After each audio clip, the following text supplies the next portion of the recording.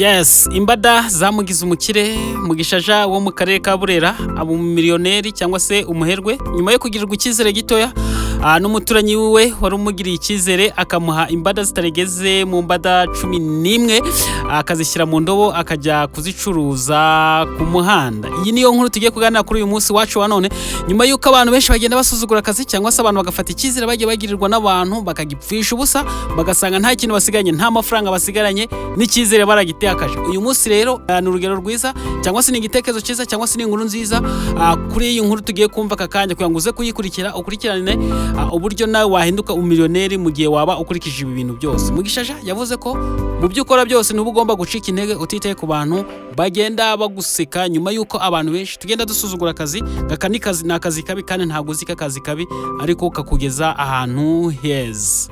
Ntucikwe niba uri kundi inkuru yacu uze gukora subscribe ndetse na share. Kambonero mbasuza bakonze ba Gonarike Plus ahantu hose mwamuherereye mwamuri mu Rwanda cyangwa hanze y'u Rwanda mwumve ko mbasuje kanambwira ko mbakona. Njyewe nitwa David ni umuhungu wanyu umuhungu bakunda hano nicaye ni kuri channel yanyu yitwa Gonarike Plus. Niba uyikunda nawe sharinga abandi bantu bawe ugenda wumva ko batera imbere. Ubu n'ubuhamya bwiza bwa Mugishaja nyuma yo gukurikira inkuru zacu twagiye dutambutsa hano twatambukije ku mugabo wagiye gukoresha DNA test asanga abana banafite umwe w'imfura ni wowe. Twatambukije inkuru umugabo wari umukarani cyangwa se umusore w'umukarani akaba mu miliyoneri. Tutambutse umugore witinyutse akavuga ibibazo agenda agira mu rugo iwe. Ariko uyu munsi rero tugiye kuvuga ku nkuru ya Mugishaja wo mu karere ka Burera wahindutse umuherwe agahinduka mu miliyoneri nyuma yoko yagiriwe icyizere n'umuturanyi wiwe akamuha imbada zigera mu 10 gusa akajya kuzicuruza ku muhanda. Hanyuma rero reka dutangire inkuru yacu ya Mugishaja. Mugishaja afite umugore n'abana babiri ubuzima bwari bukomeye cyane. Hari umunsi baryaga undi munsi bakabwirwa cyangwa se bakanaburara bakaryama nta kintu babibonye mbega inzara baga bamereye nabi cyane mu rugo iwabo. Mugishaja yari afite umuturanye usanzwe ateka imbada. Umunsi umwe Mugishaja yagiye kumusura ngo baganire nk'umuturanyi wiwe asanga ari guteka imbada ariko Mugishaja ntago yabigize nk'igitekerezo gikomeye cyane ko atatekereza ko imbada zamuhindurira ubuzima cyangwa se zamugira umumiliyoneri. Bagani ibintu byoroheje nk'abaturanyi baraganira. Mugishaja yaje gufata kanya yongera asubira iwe mu rugo nyuma yo kuganira. Ageze iwe mu rugo yasanze abana bicaye mu nzu nta kintu bafite cyo gushira mu nda cyangwa se cyo kurya. Umugore we yamwakije amagambo nkuko nawe bakwakiza amagambo ugeze iwawe nta kintu ufite ngo tujye guhahira abana turye. Mugishaja yasubije ijambo rimwe rikomeye avuga ati nta kintu naronze. Ariko nanone yibuka ko avuye gusura inshuti ye yahoze iteka imbada yibaza impamvu yavuye muri urwo rugo adasabye imbada ngo ashyire abana. Ariko nanone cyo twibuka ko iyo uri mu kigeragezo nta kwisobanura. Mugishaja byaramukomereye cyane bibintimba ku mutima ndetse anarababara. Byumvikane ko Mugishaja byahise bimuberamo igikomere cyane kubona nk'umuntu w'umugabo udafite icyo yagaburira abana yabyaye abana be babiri. Igitekerezo cyahinduye byose baje kuryama ariko Mugishaja ntago yigeze abona ibitotsi mu iryo joro. Yarabyutse mu gicuku cya karekare mu gicuku cyane arabyuka yicara hanze y'inzu areba ukwezi atekereza cyane bikomeye. Yaje kubona igitekerezo cyuko yasanze umuturanyi we ateka imbada. Aravuga ati reka musange n'ubundi ntaho nihisha reka mbwira umuturanyi wanjye ture ko twakorera amafaranga. Birumvikana mu gitondo yarakangutse kare cyane yasubiye ku muturanyi wiwe asanga n'ubundi ari guteka imbada kuko umuturanyi we yitekera imbada z'umuryango we ndetse n'abana be kugira ngo birire. Yamugejeje igitekerezo yatekereje cy'ukuntu bakorera amafaranga. Yaramubwiye ati mfite igitekerezo cy'uburyo twabonamo amafaranga kandi menshi. Ariko Mugishaja yavuga ngo ni menshi atazi uburyo bizamuvunamo cyangwa se bizamugora. Boss we yaramubwiye ati nta kibazo wakimbwira. Aramubwiye ati umpaye izo mbada zawe ngajya kuzicuruza twabona amafaranga kandi tugatunga imiryango yacu. Umuturanyi we yaramusetse cyane bikomeye aramubwiye ati Mugisha ibyo ntago byakunda.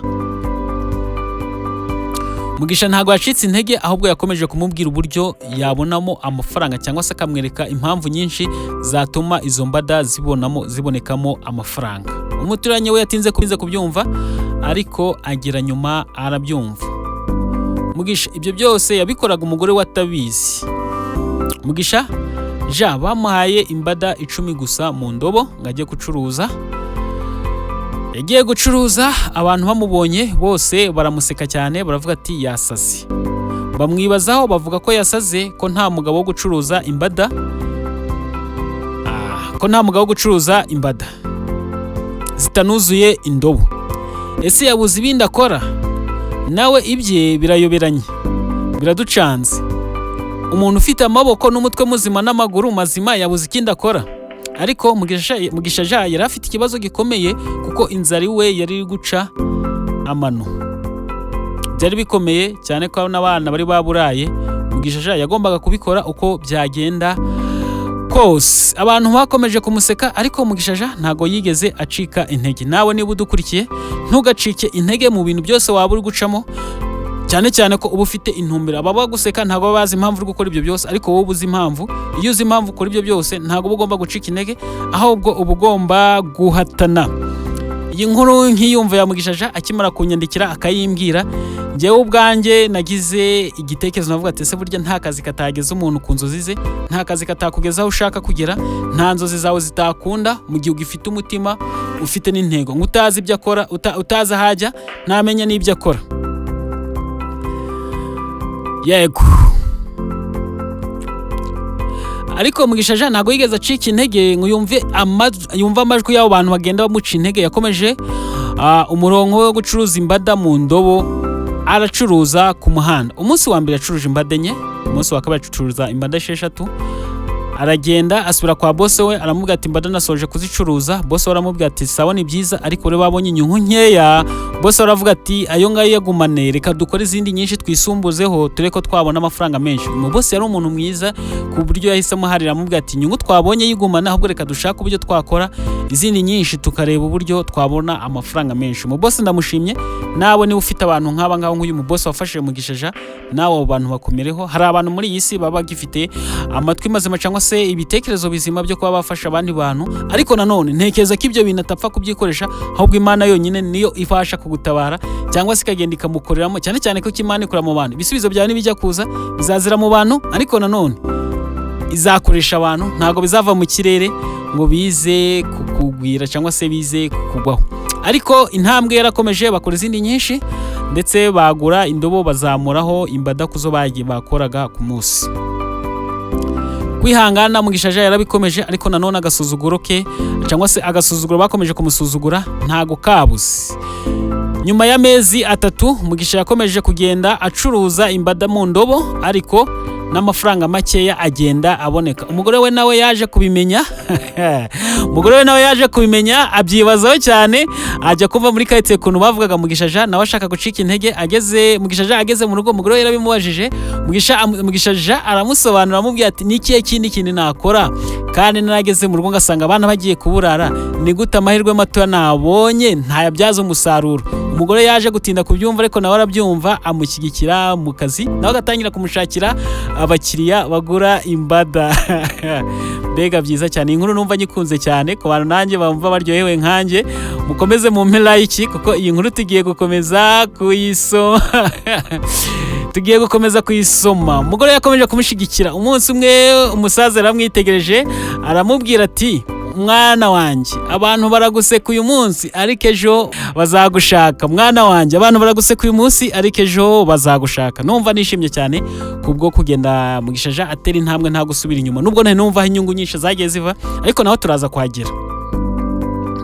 Aya magambo yamwinjiye mu mutima cyane, akurana imbaraga ndetse n'ubushake, yongera ingufu mu byo yakoraga, ndetse abishyiraho n'umutima cyane, abyegereza umutima kurusha uko byari bimeze agitangira. Nibwo yatangiye gukora, Mugisha atangira kugenda yamamaza n'imbada ze, avuga ati imbada zanjye zaryoshye, akavuga uburyo yazikoranye isuku n'umwete mwinshi, kandi abantu baza kuryoha. Urumva yawe ndanashyagamo n'akantu ko kubeshya, akavuga ati izi nuzijya ntabwo uzapfa vuba.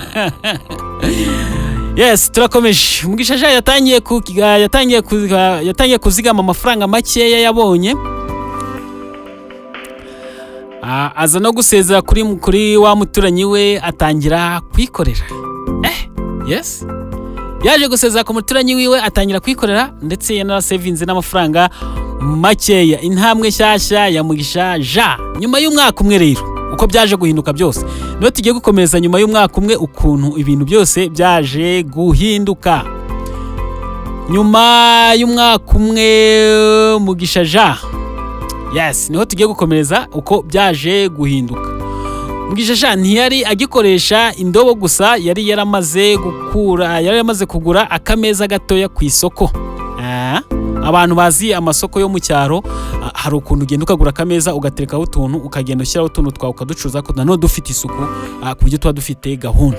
Ubwo nuko nkuko Mugisha Jean yaje kubikora, yagura akameza ashyiraho imbada ku isoko. Yahise atangira gukora imigati myinshi kandi myiza kurushaho. Yatangiye kwagura imbada, akora imbada nyiza cyane kandi kurusha kuzo yakoraga mbere, kuko n'udufaranga twari dutangiye kuboneka by the way, ibyo bitangiye kugenda neza. Abantu batangiye kuvuga bati wa mugabo imbada abantu batangiye kuvuga ati wa mugabo imbada zimuhinduriye ubuzima. Nyuma yo kwagura ako kameza, abantu batangiye kugenda bamugarukira. Yaje kongeraho n'akantu k'icyayi kugira ngo abantu bagiye banywa ndetse basomeze kwizo mbada. Ubucuruzi bwe bwakomeje kugenda bwaguka cyane kurushaho, bigenda biba byiza gukomera cyane. Kwagura business yiwe Mugisha Jean. Nyuma y'imyaka 2 Mugisha Jean yatangiye gukora indi migati itandukanye n'imbada, cyane ko imbada, ku bantu batasobanukiye imbada neza, imbada ni imigati ikorwa mu ifu y'ingano. Nibeshye mba nakagombye kubisobanura mbere. Ni imigati ikorwa mu ifu y'ingano, ndetse ukongeramo n'akantu k'ifarini gatoya. Ku muntu nabajije kare nkimara gusoma inkuru ya Mugisha Jean, abantu bakunze kuzirya cyane cyangwa se abantu bakunze kubikora bino bintu cyane ni abantu batuye mu karere ka Burera ndetse na Musanze. Ariko nanone niba uri umunyeshuri ukaba utazi imbada, kuko abantu b'abanyeshuri benshi bagendaga bavuga ikintu cyitwa imbada ku ishuri, twagendaga twivuga abantu benshi tuvuga ngo imbada nicyo kintu cyonyine ushobora kurya kigatinda mu nda. Ku bantu bazi, abantu bakira bakundaga kurya umutsima w'amasaka. Ntekereza ko ubu ngubu ushobora kuba warasimbuwe n'imbada, kuko iyo uriye imbada ushobora kurya nk'imbada imwe wenda iguze nk'ibiceri 300 umunsi wose ukirwa nta nzara ugize, cyangwa se igakomera. Kandi noneho ni nacyo kintu kiba gitera imbaraga cyane, gifite n'intungamubiri nyinshi, kuko ngewe nigeze kukiryaho, ngiye rimwe na rimwe ngira ngo wenda nanatumbye, kubera ko nabonaga nakiri nkabona umunsi wose bwije nashonje, ariko nkumva mu nda nta kibazo, ariko nkumva ndacyahaze. Ngiye nigeze kukiryaho. Rero Mugisha Jean nibyo ngibyo yagiye akora, ariko ngo yaje kwagura n'ubucuruzi bwe, atangira gukora ibintu byinshi bigiye bitandukanye, ashyiraho n'akameza. Nyuma y'imyaka 2 yafunguye akaduka hafi wabo. Abantu benshi batangira kumugana. Abantu benshi batangira kumugana. Yari amaze kuba umucuruzi, abantu benshi bamaze kumumenya.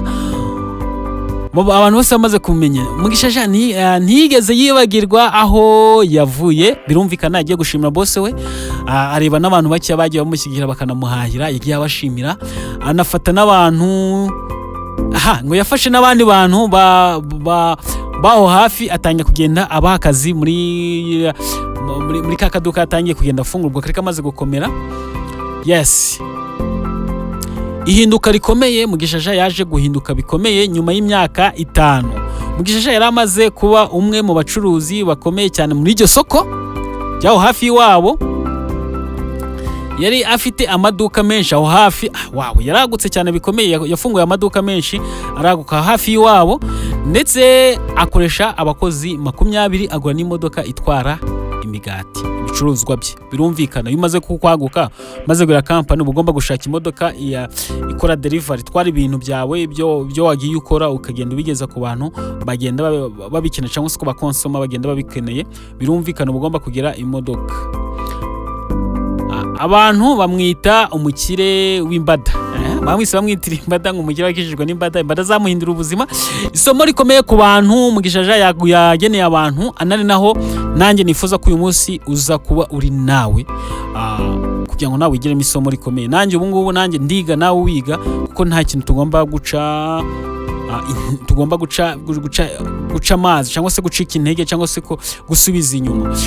Mugisha Jean umunsi umwe yatumijwe mu nama y'ubucuruzi, ubwo naho ngaho mu gace kiwabo. Birumvikana cyane abantu babizi, muri quartier haba ari abantu bahagarariye ubucuruzi, ari abantu babayoboye amanuza abacuruzi baho ngaho mu quartier cyangwa se mu karere. Birumvikana bamaye ijambo, atangira ijambo kugira ngo aganirize abandi. Yarababwiye ati natangiye nta giceri cy'ijana mfite, birumvikana iwe iravuye iwe baburaye nta giceri cy'ijana, natangiye nsekwa ariko sinigeze ndeka gukora ibyo nkora, sinacitse intege. Hari abanyise umusazi ariko nakomeje kuba umuntu uharanira icyo nshaka kugeraho. Nakomeza agira ati niba nawe ushaka guhindura ubuzima tangira nicyo ufite. Niba nawe ushaka guhindura ubuzima tangira nicyo ufite, ntutinye kubaguseka, ntureba ku bantu bakureba, ntutinye kandi ntuzigere ucika intege. Igihe cy'ubwubake, Mugisha Jean yaje kubaka inzu nziza cyane, afasha abandi kwiga, afasha abana be kwiga, afasha n'abandi batishoboye. Ni isomo rikomeye, yahindutse urugero rwiza mu muryango we ndetse no mu gace katuyemo. Ubu Mugisha Jean afite inzu, amaduka akoreramo ndetse n'abana be biga mu bigo bikomeye. Afite amafaranga menshi yarizigamye ku buryo nta kibazo cy'amafaranga akomeye biturutse ku mbada. Abantu bose bamenye inkuru ya Mugisha Jean. Nta kintu gito kitagira umumaro cyangwa se kitagukiza ku bukire. Mugisha Jean avuga ati imbada nizo zangize umukire kugeza amaginga yambitse amafaranga menshi, mfite amamiliyoneri, urebye n'umutungo wanjye uhagaze amamiliyoni menshi. Gusa yirinze kutubwira amamiliyoni afite, nareke kuyatubwira nta kibazo, n'abantu batamurenga batazamuraga ku bantu baturanye nawe. Ariko nanone iri ni isomo ryiza ku bantu bagenda badukurikira no kuri Gonarike Plus. Reka mfata akanya mbaganirize gatoya ku bantu bakurikiye Gonarike Plus. Yego, tumaze kuganira ku nkuru ya Mugisha Jean nyuma yuko yagiye akurikirana ibiganiro byinshi twagiye dukora. Twakoze ikiganiro kimwe cy'umugabo wagiye gupimisha DNA test agasanga abana 4, umwe w'imfura ni wewe. Dukora ikiganiro cy'umugabo wahoze ari umukarani ariko akaza guhinduka umumiliyoneri. Ubu tukoze ikiganiro cya Mugisha Jean wacuruje imbada zikamugira umukire. Hanyuma wowe udukurikiye wisanze mu ruhe rugero cyangwa se wisanze muri he rwego, cyangwa se wowe udukurikiye nta kazi wasuzuguye cyangwa se nta muntu wakugiriye icyizere ariko ukagipfisha ubusa. Ni ikibazo ngo bajije uransubiza,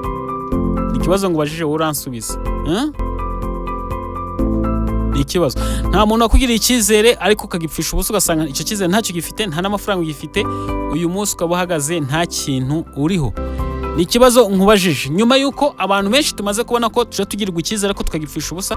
Uyu munsi niwo mpamvu tugomba kwigira ku rugero rwiza rwa Mugisha Jean wemeye ukatuganiriza imvabukiresa cyangwa se aho yahereye. Abantu benshi bajya bavuga ngo akazi kabi burya nta kazi kabi kariho kataguhesha akazi keza. Njyewe ni David, ndabikubwira ubyumve cyangwa ntubyumve, njye nikomereza. Ariko ubu ngubu njye ndakomeje kuba nakora igishoboka cyose ariko nkatunga umuryango wanjye cyangwa se ngakemura ibibazo byanjye bigiye binyegereye. Hanyuma se wowe ugiye gukora iki muri aka kanya ukimara kumva inkuru ya Mugisha Jean? Niba wakunze iki kiganiro, wakunze ubutumwa tukugejejeho, nawe twandikire utubwire ubuzima bwawe cyangwa se urugendo rwawe, cyangwa se niba naho uragira reka kutwandikira. Twe turashaka abantu bafite aho bagiye bagera cyangwa se ku kintu bagiye bigezaho.